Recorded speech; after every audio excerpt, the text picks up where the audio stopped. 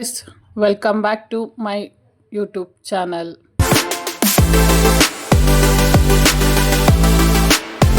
ಇದು ನನ್ನ ಮಂಗಳವಾರದ daily vlog. So ಮಂಗಳವಾರ ಇವತ್ತಿಂದ ನಮಗೆ ಹೊಸ ಒಂದು ಟ್ರೈನಿಂಗ್ ಬ್ಯಾಚ್ ಸ್ಟಾರ್ಟ್ ಆಗ್ತಾಯಿತ್ತು. ಎಲ್ರಿಗೂ ಫಾಲೋಅಪ್ ಮಾಡಬೇಕಿತ್ತು. ಸೊ ಬೇಗ ಆಫೀಸ್ಗೆ ಹೋಗಬೇಕು ಅಂತೇಳಿ ಬೇಗ ಎದ್ದು ಬಾಗಿಲು ತೊಳೆದು ನೀರು ಹಾಕಿ ಒಂದು ಒಳ್ಳೆ ಕಾಫಿ ಮಾಡ್ಕೊಂಡು ಕುಡಿದು ಸ್ವಲ್ಪ ಮನೆ ಕೆಲಸ ಎಲ್ಲ ಮಾಡ್ಕೊಳ್ಳೋಣ ಅಂಥೇಳಿ ಕೆಲವೊಂದು ಪಾತ್ರೆಗಳೆಲ್ಲ ತೆಗೆದು ಕ್ಲೀನ್ ಮಾಡ್ಕೊತಾ ಇದ್ವಿ. ಯಾಕಂದರೆ ಒಂದೇ ದಿನ ಎಲ್ಲನೂ ಮಾಡ್ಕೊಳ್ಳೋದಕ್ಕಾಗೋದಿಲ್ಲ, ಸ್ವಲ್ಪ ಅಲ್ಲೇ ಮಾಡ್ಕೊಳ್ಳೋಣ ಅಂಥೇಳಿ. ಜೊತೆಗೆ ಮಾರ್ನಿಂಗ್ ಟೈಮ್ ಆದರೆ ಒಳಗಡೆನೇ ಎಲ್ಲ ಥರದ್ದು ನೀರು ನಮಗೆ ಡೈರೆಕ್ಟ್ ನಲ್ಲಿ ನೀರು ಏನು ಬರುತ್ತೆ ಅದು ಒಳಗಡೆನೇ ಬರುತ್ತೆ. ಹಾಗಾಗಿ ಒಳಗಡೆನೇ ಆದಷ್ಟು ಕೆಲಸಗಳನ್ನ ಮಾಡ್ಕೊಳ್ಳೋಣ ಅಂಥೇಳಿ ಮಾಡ್ಕೋತಾ ಇದ್ದೀವಿ. ಇನ್ನು ನಾನು ಆಫೀಸ್ಗೆ ಹೋಗೋದ್ರಿಂದ ಸಂಜೆ ಆಫೀಸಿಂದ ಬಂದು ಇವೆಲ್ಲ ಕೆಲಸ ಮಾಡೋದಂತೂ ಆಗಲ್ಲ. ಹಾಗಾಗಿ ಮಾರ್ನಿಂಗ್ ಟೈಮಲ್ಲೇ ಅಟ್ಲೀಸ್ಟ್ 1 ಅವರ್ ಅಂತ ಸ್ಪೆಂಡ್ ಮಾಡಿದ್ರು ಎಷ್ಟೋ ಕೆಲಸಗಳಾಗುತ್ತೆ. ಇನ್ನು ಎಷ್ಟು ಸಾಧ್ಯ ಅಷ್ಟು ಸ್ವಲ್ಪ ಪಾತ್ರೆಗಳೆಲ್ಲ ತೆಗೆದು ತೊಳ್ಕೊಂಡು ಇನ್ನು ತಿಂಡಿಗೆ ಅಂತೇಳಿ ಒಂದು ಸಿಂಪಲ್ಲಾಗಿ ಒಂದು ವೆಜಿಟೇಬಲ್ ಬಾತ್ ಮಾಡ್ಕೊಳ್ಳೋಣ ಅಂಥೇಳಿ ಮಾಡ್ತಾಯಿದ್ದೀನಿ. ಮೆಣಸಿನ್ಕಾಯಿ, ಒಂದು ಶುಂಠಿ, ಬೆಳ್ಳುಳ್ಳಿ ಹಾಕ್ಕೊಂಡು ರುಬ್ಕೊಂಡು ಇಟ್ಕೊಂಡಿದ್ದೀನಿ. ಇನ್ನು ಈರುಳ್ಳಿ, ಟೊಮೆಟೊ, ತರಕಾರಿ ಮನೇಲಿ ಏನಿರುತ್ತೆ ಅದು ಬೀನ್ಸ್ ಇತ್ತು, ಒಂದೇ ಒಂದು ಕ್ಯಾರೆಟ್ ಇತ್ತು, ಸ್ವಲ್ಪ ಹೂಕೋಸಿತ್ತು, ಎಲೆಕೋಸು, ಅದನ್ನು ಎಲ್ಲ ಕಟ್ ಮಾಡಿ ಇಟ್ಕೊಂಡಿದ್ದೀನಿ. ಇನ್ನು ಅಷ್ಟೇ ತರಕಾರಿ ಸಾಕು ಅಂತೇಳಿ ನಾನು ರುಬ್ಬಿಟ್ಕೊಂಡಿದ್ದು ಮೆಣಸಿನ್ಕಾಯಿ, ಸ್ವಲ್ಪ ಕೊತ್ತಂಬರಿ ಸೊಪ್ಪು, ಶುಂಠಿ, ಬೆಳ್ಳುಳ್ಳಿ ಇಷ್ಟನ್ನ ಹಾಕೊಂಡು ರುಬ್ಕೊಂಡಿದ್ದು ಆ ಪೇಸ್ಟ್ ಕೂಡ ಹಾಗೆ ಇಟ್ಕೊಂಡು ಇನ್ನು ಒಗ್ಗರಣೆಗೆ ಅಂತೇಳಿ 1-2 ಪಲಾವ್ ಎಲೆ, 1-2 ಲವಂಗ, ಚಕ್ಕೆ, ಹೋಮ್ಕಾಳಿತ್ತು ಮತ್ತು ಕಸ್ತೂರಿ ಮೇಥಿ, ಇದನ್ನು ಸ್ವಲ್ಪ ಹಾಕ್ಕೊಂಡು ಫ್ರೈ ಮಾಡ್ಕೊಂಡು ಅದಾದಮೇಲೆ 1-2 ಈರುಳ್ಳಿ, ದಪ್ಪ ಈರುಳ್ಳಿನ ಹೆಚ್ಚಿಟ್ಕೊಂಡಿದ್ದೆ, ಅದನ್ನು ಹಾಕಿ ಚೆನ್ನಾಗಿ ಫ್ರೈ ಮಾಡ್ಕೊಂಡಿದ್ದೀನಿ. ಈರುಳ್ಳಿ ಚೆನ್ನಾಗಿ ಬೇಯಬೇಕು, ಚೆನ್ನಾಗಿ ಬೆಂದ್ರೇ ಟೇಸ್ಟು.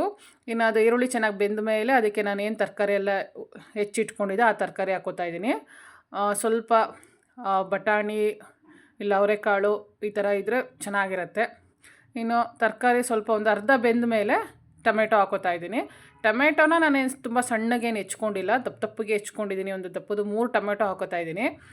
ಟೊಮೆಟೊ ಚೆನ್ನಾಗಿ ಬೇಯಬೇಕು. ಟೊಮೆಟೊ ಅಂತ ಕಾಣಿಸ್ಲೇಬಾರ್ದು, ಪೂರ್ತಿ ಅದು ಸ್ಮ್ಯಾಶ್ ಆಗಬೇಕು. ಟೊಮೆಟೊನು ಚೆನ್ನಾಗಿ ಬೇಯಬೇಕು ಅಂದರೆ ಟೊಮೆಟೊ ಹಾಕಿದ್ಮೇಲೆ ಉಪ್ಪು ಹಾಕಬೇಕು. ಟೊಮೆಟೊ ಹಾಕಿದ್ಮೇಲೆ ಉಪ್ಪು ಹಾಕೋದ್ರಿಂದ ಟೊಮೆಟೊ ಹಣ್ಣು ಬೇಗ ಬೇಯುತ್ತೆ, ಜೊತೆಗೆ ಅದು ಎಲ್ಲ ನೀಟಾಗಿ ಸ್ಮ್ಯಾಶ್ ಆಗುತ್ತೆ. ಟೊಮೊಟೊ ಹಣ್ಣು ಎಷ್ಟು ಚೆನ್ನಾಗಿ ನಾವು ಬೇಯಿಸ್ತೀವಿ ಅಷ್ಟು ಟೇಸ್ಟಿಯಾಗಿರುತ್ತೆ ಬಾತು. ಏಕೆಂದರೆ ಅದು ಫ್ಲೇವರ್ ಏನಿರುತ್ತೆ ಅದೆಲ್ಲ ರೈಸಿಗೆ ಅಂಟ್ಕೊಳ್ಳುತ್ತೆ. ಹಾಗಾಗಿ ಚೆನ್ನಾಗಿರುತ್ತೆ. ನೋಡಿ, ಹಾಗೆ ಬಿಟ್ಬಿಟ್ರೆ ಅದು ಹಾಗಾಗಿ ದಪ್ಪಕ್ಕೆ ಇರುತ್ತೆ, ಬಟ್ ಚೆನ್ನಾಗಿ ಇರಲ್ಲ ಟೇಸ್ಟು. ಟೊಮೆಟೊ ಗೊಜ್ಜಿಗೂ ಅಷ್ಟೇ ಹಾಗೆ ಮಾಡಬೇಕು, ಬಾತ್ಗೂ ಅಷ್ಟೇ ಹಾಗೆ ಮಾಡಬೇಕು. ಇದಕ್ಕೇ ನಾನು ಒಂದು ಅರ್ಧ ಎಷ್ಟು ಸಾಧ್ಯ ಅಷ್ಟು, ಆದರೆ ಪೂರ್ತಿ ಜಾಸ್ತಿ ಇದಕ್ಕೆ ಉಪ್ಪು ಹಾಕೋಬಾರ್ದು, ಯಾಕೆಂದರೆ ಎಲ್ಲ ತರಕಾರಿಗೆ ಉಪ್ಪು ಹಿಡಿದೋಗುತ್ತೆ, ರೈಸ್ಗೆ ಉಪ್ಪು ಹಿಡ್ದಿರಲ್ಲ. ಹಾಗಾಗಿ ಸ್ವಲ್ಪ 1 ಸ್ಪೂನಷ್ಟು ಉಪ್ಪನ್ನ ಹಾಕ್ಕೊಂಡು ಅದನ್ನೆಲ್ಲ ಚೆನ್ನಾಗಿ ಬೇಯಿಸ್ತಾ ಇದ್ದೀನಿ. ಎಷ್ಟು ಸಾಧ್ಯ ಅಷ್ಟು ಟೊಮೆಟೊನ ಬೇಯಿಸ್ಕೋಬೇಕು, ಆಗಲೇ ನಮಗೆ ನಾವೇನು ಬಾತ್ ಮಾಡ್ತೀವಿ ಅದು ಚೆನ್ನಾಗಿರುತ್ತೆ. ತರಕಾರಿ ಹಾಕಲಿಲ್ಲ ಅಂದ್ರೂ ಇನ್ನೊಂದು ಟೊಮೆಟೊ ಜಾಸ್ತಿ ಹಾಕಿ ಅದನ್ನು ಚೆನ್ನಾಗಿ ಫ್ರೈ ಮಾಡಿ ಟೊಮೆಟೊ ಬಾತ್ ಮಾಡಿಕೊಂಡ್ರೂ ಚೆನ್ನಾಗಿರುತ್ತೆ. ಇನ್ನು ಅದು ಚೆನ್ನಾಗಿ ಬೇಯೋವರೆಗೂ 1-2 ನಿಮಿಷ ಬಿಟ್ಟು ನೋಡಿ ಚೆನ್ನಾಗಿ ಬೆಂದಿದೆ. ಅದಾದಮೇಲೆ ನಾನು ಏನು ರುಬ್ಬಿಟ್ಕೊಂಡಿದ್ದೆ ಮಸಾಲೆ, ಇದಕ್ಕೆ 1-2 ಕಡ್ಡಿ ಅಂತ ನಾವೇನು ಬರುತ್ತೆ ಕೊತ್ತಂಬರಿ ಸೊಪ್ಪು, ಅದನ್ನು ಹಾಕ್ಕೊಂಡಿದ್ದೀನಿ ಕಡ್ಡಿ. ಸೊಪ್ಪನ್ನೆಲ್ಲ ನಾನು ಹಾಗೆ ಉತ್ತರಿಸಿಟ್ಕೊಂಡಿದ್ದೀನಿ. ಅದ್ರ ಜೊತೆಗೆ ಶುಂಠಿ, ಬೆಳ್ಳುಳ್ಳಿ ಮತ್ತು 4 ಮೆಣಸಿನ್ಕಾಯಿ ಹಾಕ್ಕೊಂಡಿದ್ದೀನಿ. ನಾನು ಮೆಣಸಿನ್ಕಾಯಿನ ಇಲ್ಲಿ ಹೆಚ್ಚು ಹಾಕ್ಕೊಂಡಿಲ್ಲ, ಹಾಕ್ಕೊಂಡಿದ್ದೀನಿ, ಅದ್ರ ಫ್ಲೇವರೇ ಚೆನ್ನಾಗಿ ಬರುತ್ತೆ ಅಂಥೇಳಿ. ಇನ್ನು ಇದಕ್ಕೆ 1 spoon chicken masala, 1 spoon garam masala ಅರ್ಧ ಸ್ಪೂನೇ ಸಾಕು, ಜಾಸ್ತಿ ಬೇಡ. ಅದನ್ನೆಲ್ಲ ಹಾಕಿದ್ಮೇಲೆ ಒಂದು ದಪ್ಪು ಸ್ಪೂನಲ್ಲಿ, ಟೇಬಲ್ ಸ್ಪೂನಲ್ಲಿ 2 ಸ್ಪೂನು ಮೊಸರು ಹಾಕೋದ್ರಿಂದ ಏನಾಗುತ್ತೆ, ನಾವು ಹಾಕಿರೋ ಮಸಾಲೆ ಎಲ್ಲ ಕರೆಕ್ಟಾಗಿ ಹದವಾಗಿ ಬರುತ್ತೆ. ಮೊಸರು ಹಾಕಿದ್ರೇ ಟೇಸ್ಟ್ ಈಗಿನ ಒಂದು ಬಾತಲ್ಲಿ. ತರಕಾರಿ ಇಲ್ಲ ಅಂದರೂ ಕೂಡ ಜಸ್ಟ್ ಟೊಮೊಟೊ ಬಾತ್ಗೂ ಕೂಡ ಇದೇ ರೀತಿ ಮಾಡ್ಕೋಬೋದು. ಇನ್ನು ಅದೆಲ್ಲ ಚೆನ್ನಾಗಿ ಮಿಕ್ಸ್ ಮಾಡಿದ್ಮೇಲೆ ನಮಗೆ ಬೇಕಾಗದ ಹದದಲ್ಲಿ ನೀರು ಹಾಕ್ಕೋಬೇಕು. ನೀರು ಹಾಕ್ಕೊಂಡ್ಮೇಲೆ ಯಾವ ರೈಸ್ ಬೇಕಾದ್ರೂ ಹಾಕ್ಬೋದು. ನಾವು ಯೂಶ್ವಲಿ ನಾವೇನು ಮನೇಲಿ ಯೂಸ್ ಮಾಡ್ತೀವೋ ಆ ರೈಸು, ಬಾಸುಮತಿ ರೈಸು, ಯಾವ ರೈಸ್ ಹಾಕ್ಕೊಂಡ್ರೂ ಚೆನ್ನಾಗಿರುತ್ತೆ. ಇನ್ನು ಉಪ್ಪು ಖಾರ ಎಲ್ಲ ನೋಡಿ ನಾವು ಸ್ವಲ್ಪ ಉಪ್ಪು ಬೇಕು ಅಂದರೆ ಹಾಕ್ಕೊಂಡು ಈ ಹದದಲ್ಲಿ ಕುಕ್ಕರಲ್ಲಿಟ್ಟರೆ ಸಾಕು. ಇನ್ನು ಕುಕ್ಕರ್ ಇಟ್ಟಾಯಿತು, ಇನ್ನು ಅದೊಂದು 2 ವಿಷಲ್ ಬಂದರೆ ಸಾಕು. ಇನ್ನು ನಿನ್ನೆ ನಾನು ಮಾರ್ಕೆಟ್ಗೆ ಹೋದಾಗ ಹೂವು ತಂದಿದ್ದೆ, ಕಾಕಡ ಹೂವು. ಸಾಮಾನ್ಯವಾಗಿ ನಾನು ಕಾಕಡ ಹೂವನ್ನ ಮೊಗ್ಗದಲ್ಲಿ ಕಟ್ಟೋದಿಲ್ಲ, ಯಾಕೆಂದರೆ ಕಾಕಡ ಹೂವಲ್ಲಿ ಒಳಗಡೆ ಪೂರ್ತಿ ಹುಳ ಇರುತ್ತೆ. ಸೊ ಹಾಗಾಗಿ ಅರಳದ ಮೇಲೇ ಕಟ್ಟೋದು. ನೋಡಿ ಬಿಸಿ ಬಿಸಿ ತರಕಾರಿ ಬಾತ್ ರೆಡಿ ಇದೆ. ಇದಕ್ಕೆ ಯಾವ ತರಕಾರಿ ಬೇಕಾದ್ರೂ ಹಾಕೋಬೋದು. ಮಶ್ರೂಮು, ಪನ್ನೀರ್ ಕೂಡ ಇದೇ ಹದದಲ್ಲಿ ಮಾಡಿದ್ರು ಚೆನ್ನಾಗಿರುತ್ತೆ. ಜೊತೆಗೆ ಸೊಪ್ಪುಗಳು ಅಷ್ಟೇ, ಪುದೀನ ಸೊಪ್ಪು, ಪಾಲಕ್ ಸೊಪ್ಪು, ಸೊ ಮೆಂತ್ಯ ಸೊಪ್ಪು, ಈ 3 ಸೊಪ್ಪನ್ನು ಕೂಡ ಬಾತ್ಗೆ ಜಾಸ್ತಿ ಯಾಕೆ ಮಾಡಿದ್ರು ಸಖತ್ತಾಗಿರುತ್ತೆ. ಇನ್ನು ಒಳ್ಳೆ ತಿಂಡಿ ಆಯಿತು. ತಿಂಡಿ ಮುಗಿಸ್ಕೊಂಡು ನಾನೆಲ್ಲ ಮಾರ್ನಿಂಗ್ ಕೆಲಸಗಳು ಮುಗಿಸ್ಕೊಂಡು ಸಿಂಪಲ್ಲಾಗಿ ಮನೆಯಲ್ಲಿ ಪೂಜೆ ಮಾಡಿ ಆಫೀಸ್ಗೆ ಹೊರಡೋಣ ಅಂತೇಳಿ ಹೊರಡ್ತಾ ಇದ್ದೀನಿ. ಇವತ್ತು ನಮ್ಮ ಆಫೀಸಲ್ಲಿ ನಮ್ಮ ಒಂದು ಹೊಸ ಬ್ಯಾಚ್ ಸ್ಟಾರ್ಟ್ ಆಗ್ತಾ ಇದೆ. ಸೊ ಅವರೆಲ್ರಿಗೂ ಫಾಲೋ ಅಪ್ ಮಾಡಬೇಕಿತ್ತು. ಫಸ್ಟ್ ಡೇ ಅಲ್ವಾ, ಸ್ವಲ್ಪ ಬೇಗ ಹೋಗಬೇಕು ಅಂಥೇಳಿ ನಾನು ಬೇಗ ರೆಡಿಯಾಗಿ ಬಂದೆ. ಇನ್ನು ವೆಲ್ಕಮ್ ಮಾಡೋದಕ್ಕೆ ರೋಸಸ್ಸು, ಬಂದವ್ರಿಗೆ ಕೊಡೋದಕ್ಕೆ ರೋಸು ಮತ್ತು ಅವ್ರಿಗೆ ಹಾಕೋದಕ್ಕೆ ರೋಸನ್ನೆಲ್ಲ ರೆಡಿ ಮಾಡಿ ಇಟ್ಟಿದ್ದಾರೆ. ಒಂದು 10ರಿಂದ 12 ಜನ ಬಂದಿದ್ದಾರೆ. ಎಕ್ಸ್ಪೆಕ್ಟೇಷನ್ ಒಂದು 25 ಬರ್ತಾರೆ ಅಂತಿದೆ. ಇನ್ನು ಬರೋರ್ನೆಲ್ಲ ಕೂರಿಸ್ಬಿಟ್ಟು ಸ್ವಲ್ಪ ಬ್ಯಾಂಕಲ್ಲಿ ಕೆಲಸ ಆಯಿತು ಅಂಥೇಳಿ ಬ್ಯಾಂಕಿಗೆ ಹೋಗಿ ಬಂದೆ. ಬರಬೇಕಾದ್ರೆ ಎಳ್ನೀರು ನೋಡಿದೆ. ಸೊ ನಾನು ಎಳ್ನೀರು ಕೂಡ ತುಂಬ ದಿನಗಳಾಗಿತ್ತು ಅಂಥೇಳಿ ಒಂದು ಎಳ್ನೀರು ಕುಟ್ಕೊಂಡು ಮತ್ತೆ ಆಫೀಸಿಗೆ ಬಂದೆ. ಬರೋಷ್ಟರಲ್ಲಿ ಎಲ್ರಿಗೂ ಇಲ್ಲೇ ಕಾಫಿ ಟೀ ಎಲ್ಲ ತರಿಸಿದ್ರು. ಸೊ ನಾನು ಬಿಸಿ ಬಿಸಿ ಟೀ ಕುಡಿದೆ. ಇನ್ನು ಟೀ ಎಲ್ಲ ಮುಗಿಸ್ಕೊಂಡು ನಂದೊಂದು ಒಬ್ಬರನ್ನ ಮೀಟ್ ಮಾಡಬೇಕಿತ್ತು ಅಶೋಕ ರೋಡಲ್ಲಿ.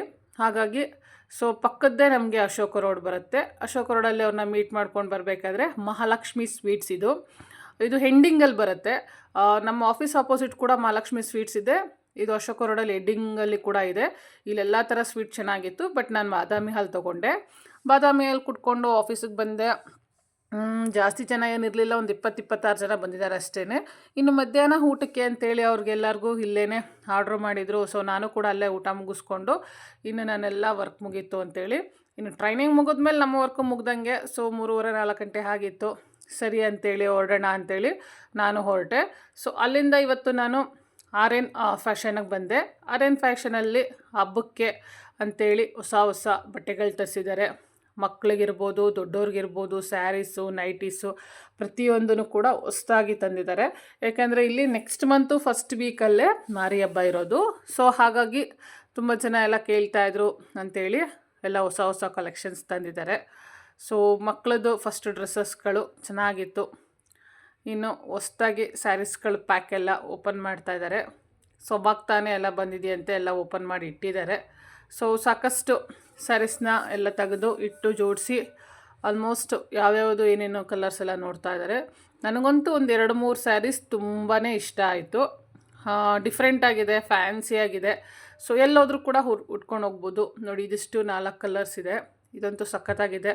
ಸೊ ಬ್ಲೌಸಲ್ಲೇ ಎಂಬ್ರಾಯ್ಡ್ರಿ ಕೂಡ ಬಂದಿದೆ, ಅದು ಬೆಸ್ಟು. ಇದು ಮೈಸೂರು ಸಿಲ್ಕ್ ಟೈಪ್ ಏನು ಬರುತ್ತೆ 3D ಸಿಲ್ಕು, ಆ ಟೈಪಲ್ಲಿದೆ. ಬಟ್ ಕಡಿಮೆ ರೇಂಜು. ಇದು ಚೆನ್ನಾಗಿದೆ, ನನಗಿದು ಇಷ್ಟ ಆಯಿತು.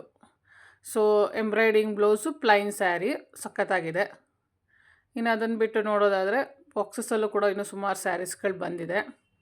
ಹಬ್ಬ ಇರೋದ್ರಿಂದ ಕೆಲವೊಂದು ಸ್ಯಾರೀಸ್ಗಳನ್ನ ಜಾಸ್ತಿ ತರಿಸಿದ್ದಾರೆ. ಇನ್ನು ಅಲ್ಲೆಲ್ಲ ಸ್ಯಾರೀಸ್ ಎಲ್ಲ ನೋಡಿಕೊಂಡು ಮನೆಗೆ ಬಂದೆ. ಮನೆಯಲ್ಲಿ ಸೊ ಚಿಕನ್ ಬೇಕು ಅಂತ ಕೇಳಿದ್ರು ಅಂಥೇಳಿ ಚಿಕನ್ನ ಮಾಡ್ತಾಯಿದ್ದೀನಿ. ಯಾಕಂದರೆ ಈ ಸಲ ಸಂಡೇ ಎಲ್ಲರೂ ವೆಜ್ಜು, ಸಂಕಷ್ಟಿ ಇದಿರೋದ್ರಿಂದ.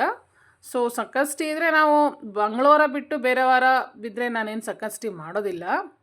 ಸೊ ಹೊರಗಡೆ ಎಲ್ಲ ತಿಂತಾಯಿದ್ವಿ. ಬಟ್ ಈ ಸಲ ಏನೂ ಮಾಡಿರಲಿಲ್ಲ ಅಂಥೇಳಿ ಇವತ್ತು ಬೇಕು ಅಂತ ಕೇಳಿದ್ರು ಅಂಥೇಳಿ ಬಿಸಿ ಬಿಸಿ ಚಿಕನ್ ಚಾಪ್ಸ್ ಜೊತೆಗೆ ರೈಸ್ ಮಾಡ್ತಾಯಿದ್ದೀನಿ. ಸೊ ಚಿಕನ್ ಚಾಪ್ಸು ನಾನು ಟೊಮೆಟೊ, ಈರುಳ್ಳಿನ ಚೆನ್ನಾಗಿ ಉತ್ತರಿಸ್ಕೊಂಡು ಮಸಾಲ ಐಟಮ್ಸು, ಈರುಳ್ಳಿ, ಒಂದು ಅರ್ಧ ಈರುಳ್ಳಿ, ಅದ್ರ ಜೊತೆಗೆ ಒಂದು 4-5 ಮೆಣಸಿನ್ಕಾಯಿ, ಮೆಣಸು, ಚಕ್ಕೆ, ಲವಂಗ, ಕೊತ್ತಂಬರಿ ಸೊಪ್ಪು ಇಷ್ಟನ್ನು ಕೂಡ ನಾನು ಪೇಸ್ಟ್ ಮಾಡಿಕೊಂಡು ಹಾಕ್ಕೊಂಡು ಅದನ್ನು ಚೆನ್ನಾಗಿ ಬೇಯಿಸ್ತಾ ಇರೋದು. ಇನ್ನೂ ನಾಳೆಗೆ ತಲೆಗೆ ಸ್ನಾನ ಮಾಡೋದಕ್ಕೆ ಅಂತೇಳಿ ನೀಟಾಗಿ ಹಾಗೇ ಎಣ್ಣೆ ಬಿಸಿ ಮಾಡಿ ಹಚ್ಕೊಂಡೆ. ಚೆನ್ನಾಗಿ ಬೆಂದಿದೆ ಚಾಪ್ಸು. ನೋಡಿ ಎಣ್ಣೆ ಎಲ್ಲ ಬಿಟ್ಕೋತಾ ಇದೆ.